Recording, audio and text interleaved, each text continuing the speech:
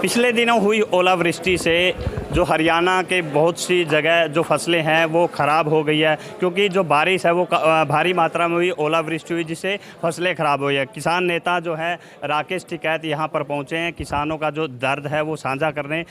राकेश टिकैत जी, फसलों के मुआवजे के लिए किस तरह की किसानों से मिलकर रणनीति बनाई गई? देखो, रणनीति तो हमारी ये है कि किसान अपनी बात बताता है। हम जाते हैं, गांव के लोग इकट्ठे होते हैं तो प्रेस के लोग जाते हैं, उनको फसल का जो नुकसान हो रहा है उसको दिखाते हैं, वही सरकार के पास तक मैसेज जाता है। ये हमारा सरकार तक अपना मैसेज देने का माध्यम है। सरकार से अपनी डिमांड रखेंगे, इनका मुआवजा दे तो सरकार इस पर संज्ञान लेगी। कई दिन से मुख्यमंत्री किसी भी स्टेट का और सरकार के लोगों अधिकारी हो, जब खबरें जाती हैं तो वे किसान पे नुकसान पे बयानबाजी कर रहे हैं। अब इनको देना शुरू करें। और हमने कहा कि फिजिकल सर्वे होने चाहिए, हर खेत का फिजिकल सर्वे हो, नुकसान के आधार पे उसको मुआवजा मिल जाए। हम ये नहीं चाहते कि हमें ज़्यादा दे दो आप, हमारा जितना नुकसान हुआ लेबर कॉस्ट बढ़ेगी उसका जोड़ के प्रोडक्शन प्लस लेबर बराबर नुकसान कितना बैठता है वो हमको दे दो। क्या वही मुआवजा जिस तरह से पिछली बार चाहे कहे थे 50 रुपये के, 5 रुपये के, 11 रुपये के, क्या आपकी बार विश्वास है सरकार सही मुआवजा? जब तक ये गांव को इकाई मान देंगे और ब्लॉक को मान देंगे तो 40 और 50 रुपये का वो आएगा, और जब ये नुकसान खेत को मान लेंगे तो वो बढ़ेगा।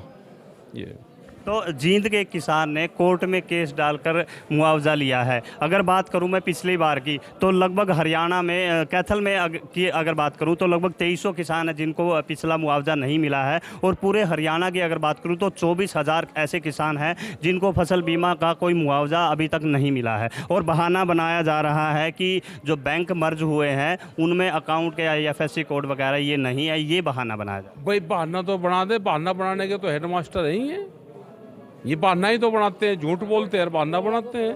पैसा ना देना पड़े तो ना से बढ़िया कोई सवाल ही नहीं है, हिसाब नहीं मिला। पैसा ना देना पड़े और बहाना हिसाब नहीं मिलने का, तो यही इनका काम है। तो बहुत से किसानों ने तो फसल बीमा बंद ही कर दी। बंद कर दिया। सरकार की जिम्मेदारी है कि फसल बीमा दे, सरकार उस कंपनियों में जमा करवाती है, सरकार अपने पास से दे। नुकसान की भरपाई सरकारों की जिम्मेदारी है। बड़े लोग जब लोन लेते हैं उनका माफ कर देते हैं, भाई किसान को नुकसान हो गया उन किसानों को आप दे दो। तो आप गैर राजनीतिक संगठन किसान से आते हैं, लेकिन जिस तरह से राहुल गांधी के साथ हुआ, क्या पॉलिटिकल कोई स्टैंड लिया जाएगा या उनकी कोई पॉलिटिकल स्टैंड होता? पहले पॉलिटिकल एक संयुक्त मोर्चा बना ला अपना, और ये अपनी लड़ाई लड़नी शुरू करे, नहीं तो सब पार्टियां खत्म होगी। इनको फाइनेंशियल तोड़ेंगे, इनको ईडी से तुड़वाएंगे, इनके संगठन के लोगों को अपनी पार्टी में शामिल करेंगे, ये होगा। जिस तरह से अगर बात करूं हरियाणा में गोरक्षा दल के नाम पे कहें या फिर सिखों के नाम से, खालिस्तान के नाम से, अब कहीं ना कहीं एक अलगाव की स्थिति सरकारें पैदा करती जा रही है। और इनका काम है भाई ये तो करने का। हमको इन चीज़ों से बचना है, अफवाहों से बचना है, अपने काम धंधे की तरफ ध्यान देना है। ये सरकार तो यही तो काम करती है कि किसी को प्रचार कर दो किसी को उसका, जिससे ध्यान दूसरी तरफ बट जाए। ये कोई इलाहाबाद वाला चल रहा, अतीक का मामला पूरा पिछले 1 महीने से वही चल रहा है कि लोग उसी पे ही ध्यान केंद्रित रखें और जगह से हट जाए। एक केस में ये 27 दिन लगा लेते हैं। एक केस मिल जाओ उसको हाईलाइट करके 27 दिन तक अपना काम चला लेते हैं। जनता महंगाई क्या ना करें, जनता फसलों का नुकसान उसका ना करे, एजुकेशन पर ना जाए, नौकरी पर ना जाए।